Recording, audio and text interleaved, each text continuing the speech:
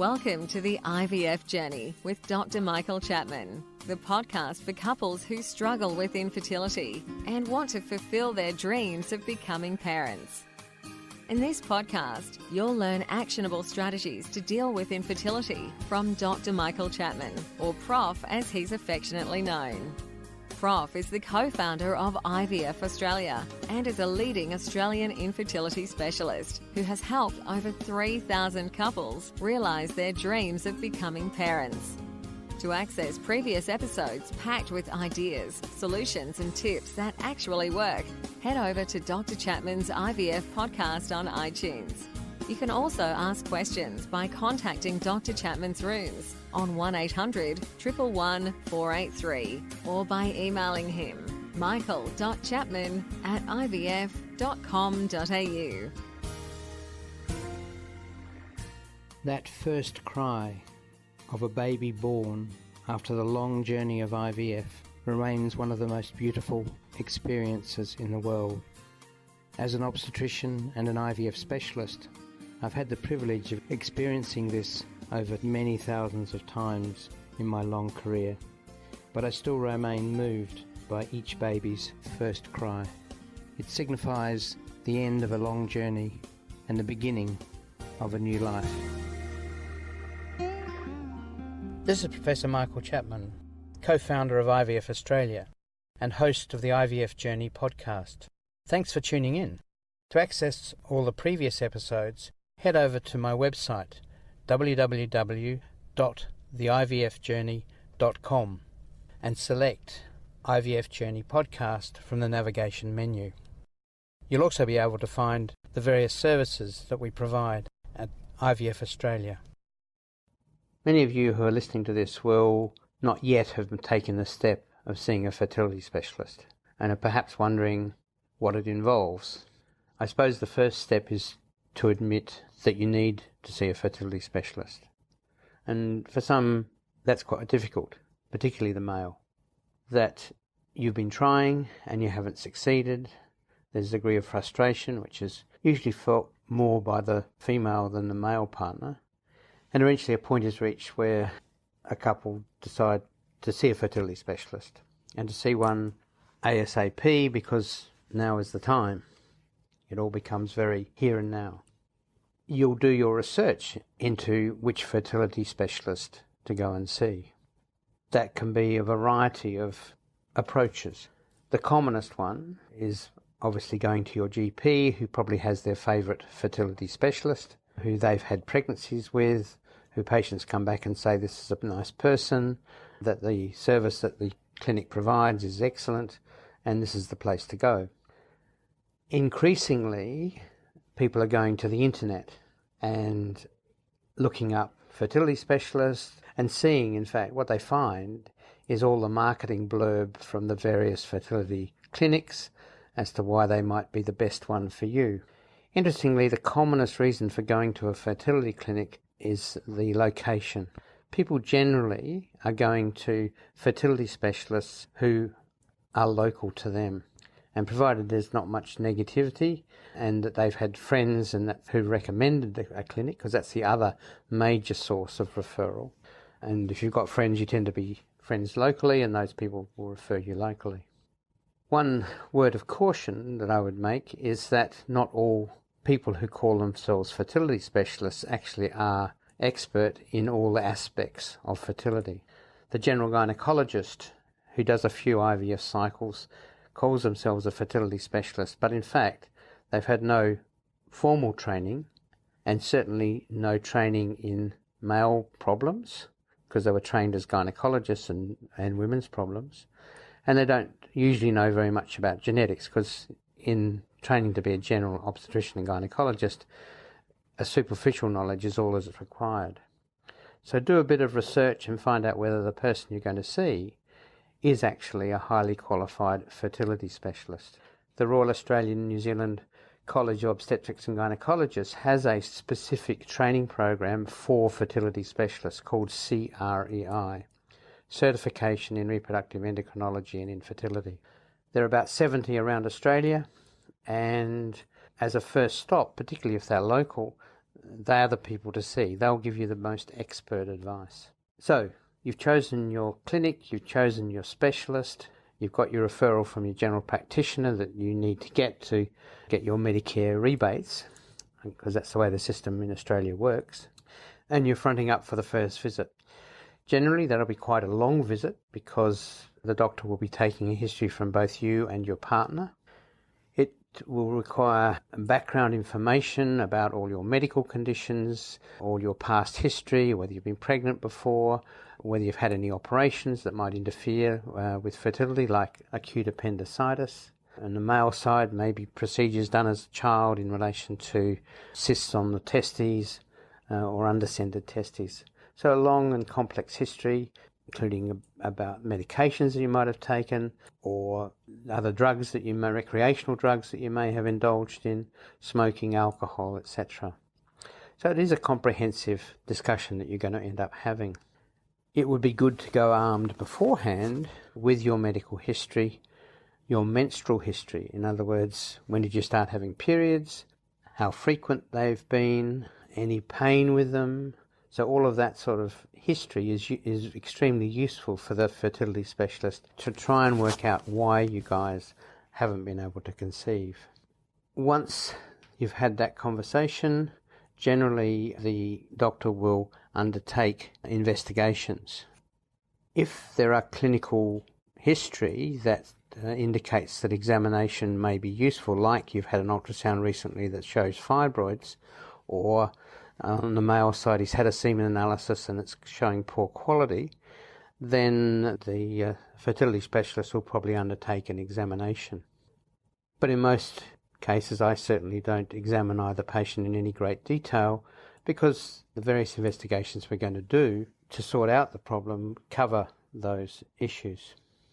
So, what are those investigations? Well, overall, the reasons why people don't get pregnant are that they're not making an egg on a regular basis, they're not ovulating, called anovulation. And when with polycystic ovaries, for instance, that's the commonest cause for their infertility. The second is obviously that the sperm has to be of good quality. And the third reason is that there is a problem with the sperm and the egg getting together because the fallopian tubes are blocked. So our initial investigations focus on those issues. So the first thing will be a semen analysis. I'm quite particular about semen analysis because the general laboratories do a good view of the sperm in terms of counting and their capacity to swim, but they're not trained andrologists who are looking at the shape of the sperm, which can be a significant influence. When a sperm test is done in an IVF service, where it is done by trained andrologists, there are other tests that we do that can be helpful in deciding, even whether the count's normal, that there might be problems with the sperm. For instance, the breakdown of the DNA in the head of the sperm can cause poor fertility, poor fertilization, and ultimately high miscarriage rates. And that's worth doing, particularly if there's any history of those conditions. The general gynecologist probably won't do those detailed assessments. Then the test for ovulation. Now, a woman that's got a regular cycle, 28 to 30 days, almost certainly she's ovulating and really almost doesn't need a test. But when we're not sure, we do a blood test to look for the hormone progesterone, which is only produced if ovulation has occurred. That's generally done about 7 days after ovulation has occurred or 7 days before a period is due. With irregular cycles, that can be a bit tricky, and the doctor may order 2 or 3 blood tests to try and find the highest level of progesterone. The third aspect, that of tubal patency, can be done in 3 different ways. The first and the gold standard, but the most invasive, is to have a laparoscopy. When we do a laparoscopy, that's looking inside with a telescope through your belly button, and what we do is squirt dye up through the neck of the womb and watch it come out of the fallopian tubes, and that says that your tubes are open. The advantage of a laparoscopy is that if there's other problems like endometriosis or pelvic infection in the past, we can see those and maybe even treat them. There are some gynecologists who do a laparoscopy pretty routinely on most patients. However, there are a large number of patients who probably have an unnecessary laparoscopy in that scenario, other than reassuring that everything's normal. The guidelines from the UK in particular suggest that a laparoscopy should only be undertaken if there are clinical indications. So, a previous history of surgery, a previous story of pain that might be suggestive of endometriosis, or when we do one of the other tests, we find there's a problem with tubal patency. So, only a small percentage of my patients end up with a laparoscopy at that point. The other two investigations are done as outpatients and are relatively straightforward, although quite uncomfortable. The first is called a hysterosalpingogram, HSG. We've been doing those for half a century or longer. It's a traditional way of checking whether tubes are patent. And what it involves is going to a radiology unit where the doctor will insert a speculum in the vagina, like having a pap smear, then place a small tube just inside the neck of the womb and squirt dye up through the uterus and watch on the X-ray screen the dye flow out through the fallopian tubes into the abdominal cavity. The X-ray taken can then be viewed by the fertility specialist to make sure that he's comfortable that all is well. That procedure can be uncomfortable, and I always suggest taking a couple of naproxenic or Nurofen an hour beforehand, because you can get a cramp as the uterus isn't particularly happy about it being filled with a gush of fluid, so you can get spasm of the uterus like a period pain. A similar investigation using ultrasound can be done, and in that scenario exactly the same situation of speculum, a tube going into the cervix, and then the injection of dye that can be picked up by ultrasound flowing through the uterus and out. They're said to be equivalent in terms of getting the results right most of the time. Personally, I prefer an HSG, the X-ray one, because I can actually look at the pictures where I can't really interpret ultrasound. It really can only be interpreted at the time. So those three aspects are then what we start with. There's a bank of blood tests that also tend to be performed on your first visit. These are to test both partners for infectious conditions like hepatitis B and C and HIV, because if we have to move on to a laboratory process, either IUI or IVF, the laboratory needs to know that both partners are negative for those. On the female side, we're also going to do all the tests that one would have to make sure that pregnancy, when it occurs, will be safe. So that's immunity to rubella, varicella, chickenpox, and measles. That's right. What am I saying? Anyway, so those tests are done as a routine. These days tend to do genetic testing on both parents. The risk of finding a chromosome abnormality in a person that apparently is normal is actually quite low. In the general population, about 1 in 500 will have some aberration of their chromosome number, but still basically be normal themselves. But in an infertile population, it's probably nearer 1 in 150. And there are a couple of abnormalities that, if we pick up, can play a vital part in a couple's chances of conceiving and also their chances of miscarrying. Something called a balanced translocation is what we particularly look for. So we do check genetic makeup. Occasionally on the male side, when there's low sperm, it may be due to a aberration of the X chromosome and the Y chromosome.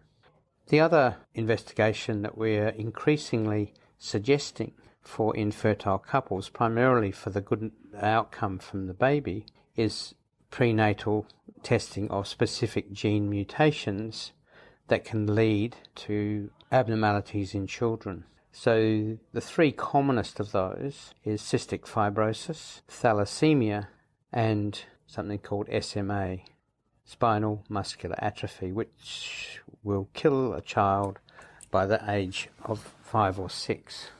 However, those abnormalities are rare, but it's important to actually exclude them because they are so life-threatening.